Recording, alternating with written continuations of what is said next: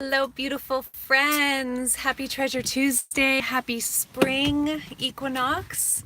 I am obviously in my car right now making a very quick Treasure Tuesday for you. And I wanted to come in here live and connect because so many of you have sent notes going, where are you? Where are your videos? And times have been super, super full. But I have so much content that I've been mapping and questions from you guys and just so much I want to share. So know that there's a lot in the pipeline. It's just about getting it out. So a lot is coming. So I wanted to really speak to a topic that came up yesterday. I was working with a client and she was saying, Megan, hi, beautiful. I know, this is so good. You guys feel free to put in who's here, where you're from. I love knowing like who's tuning in live, and I like knowing who's like we're here in the same exact moment. So I was working with a client yesterday and she was saying that she really wants to feel seen. And I've heard this before.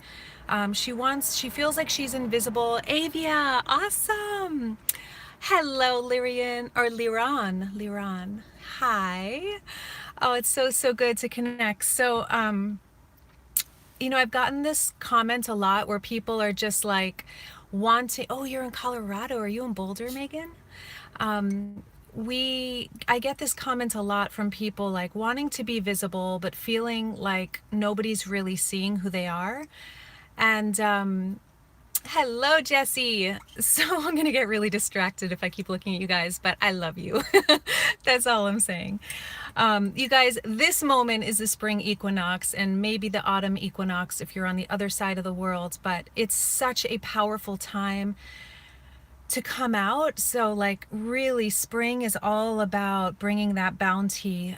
Everything that's been kind of cooking underground through the winter is now preparing to shoot through and reveal itself.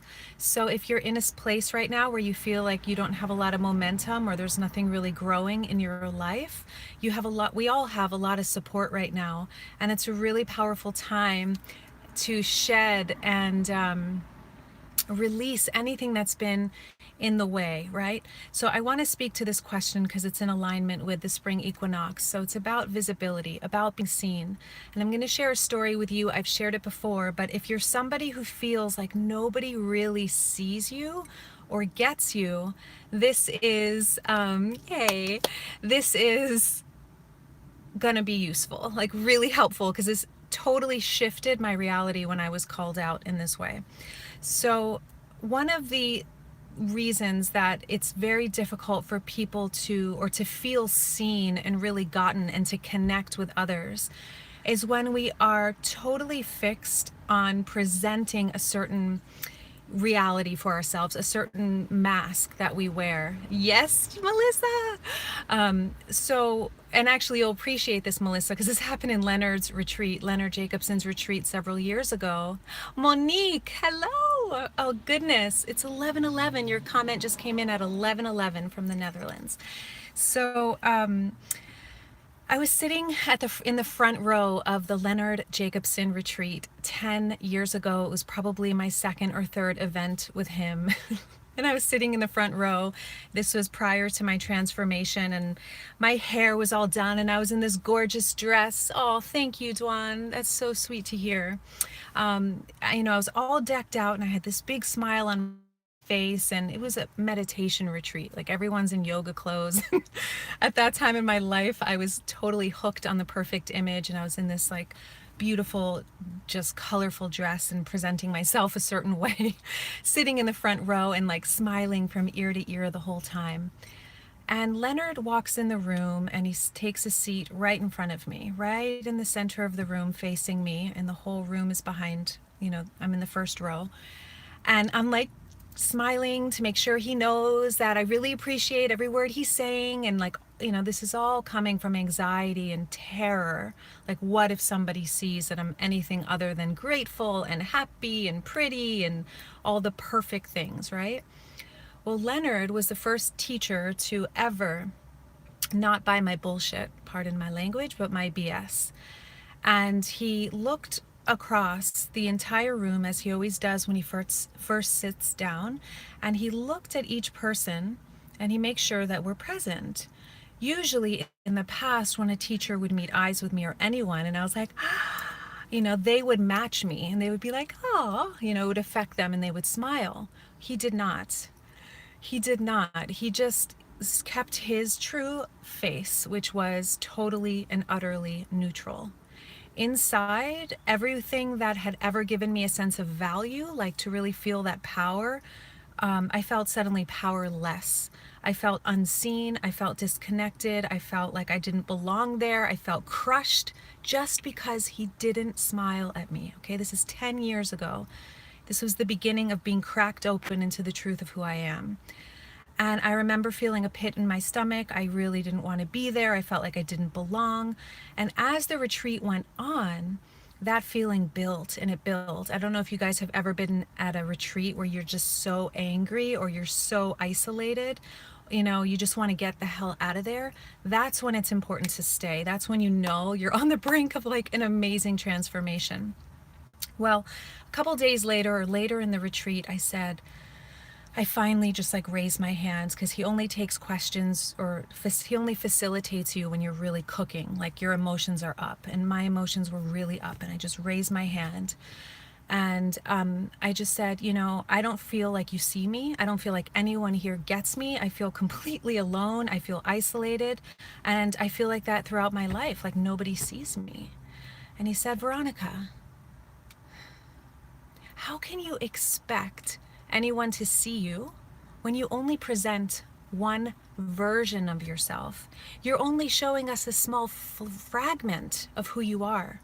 How could we ever see you if you're hiding behind a mask? And I was like gasping for air, like, because he was right. He was totally right. And he was the first person to call me out on it. And he said, you'll never be able to feel connected to other people if you are hiding parts of yourself. And we want to see the whole you. We don't want some flimsy version of you that's smiling all the time and perfect. We want to see the real you. And he's like, come on, give us some of the real you. And he was like really edging me on, like he does so masterfully. Powerful, yeah.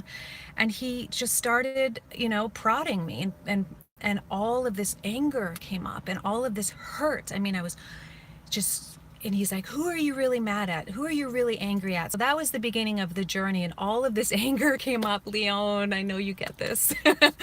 Oh, so good to be here with you live. And that was this awakening for me, realizing, oh my God, I've been hiding my whole life, and my strategy of fitting in was trying to be perfect or presenting a certain version of myself, right?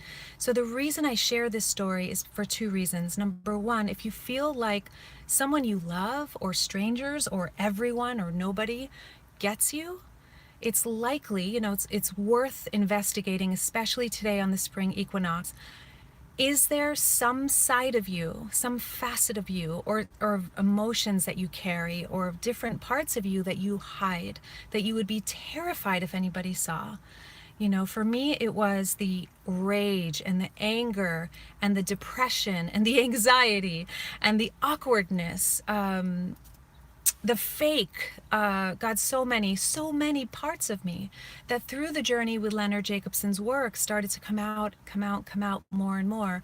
And so the beauty is, what is it inside of you? The beauty is that these very things have so much power as well. Like the depression has a very powerful gift, let's say, of having the wisdom of turning inward, of resting instead of trying to impress, or trying to compete, or trying to be great out there. Depression will pull you in. It will pull you inward to the place where where everything begins, where the tree begins in the dark soil, right? So we have to start there.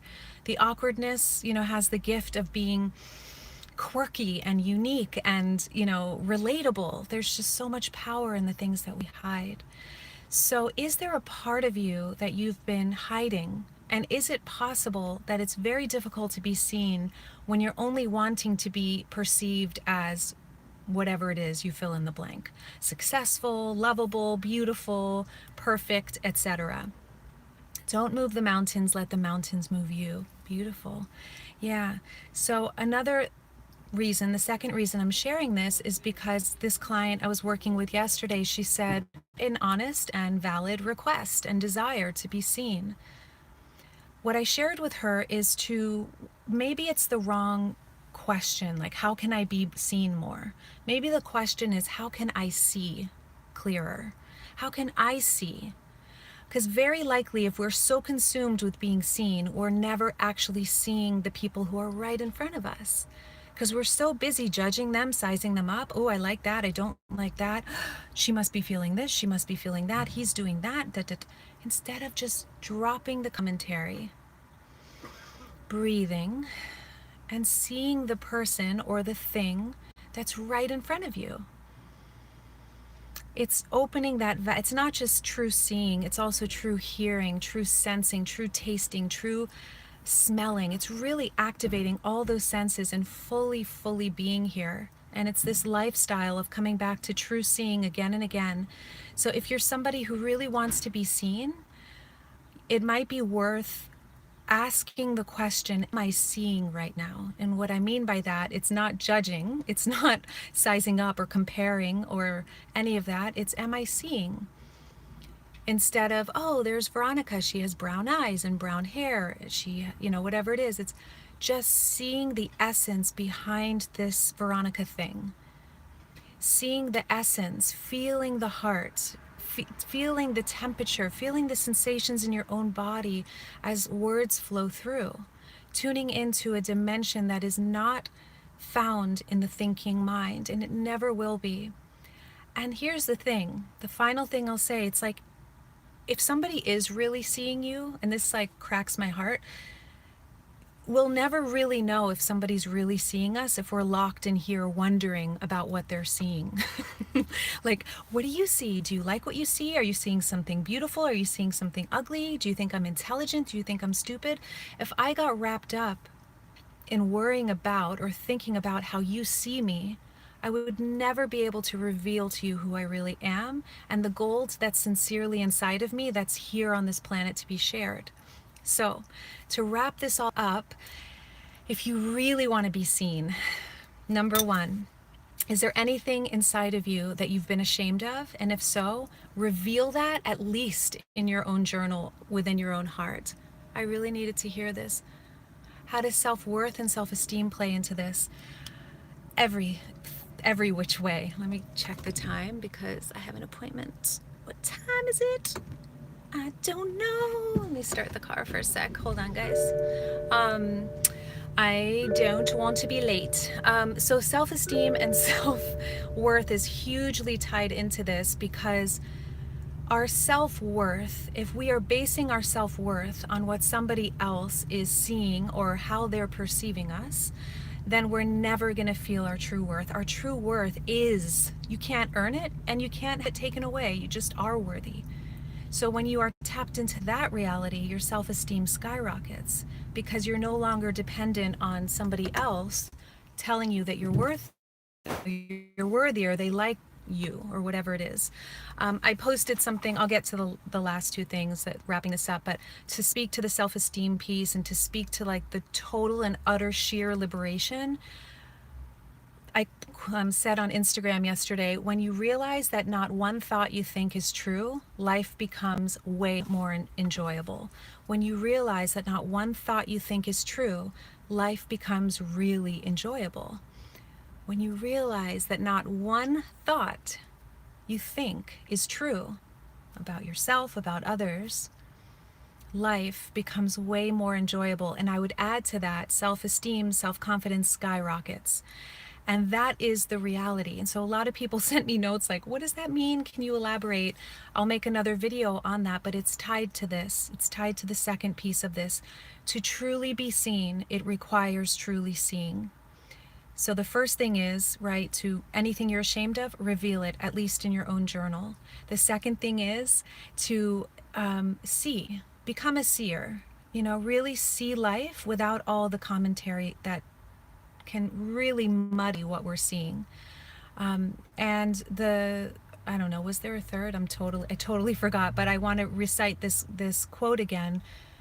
to really and truly realize that anything that we think is not real. It's not true, because there are however many people watching right now, and every single one of you is seeing something totally different right now. And I'm the same person.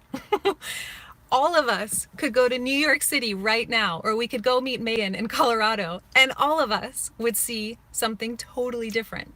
But it's the same exact place. So who's right? Which one is true? You know, there's no so once we like migrate out of this wild beast called the mind and come into the precious, you know, seeing. Holy cow, not one thing true. Mind splitting. Thanks for this today.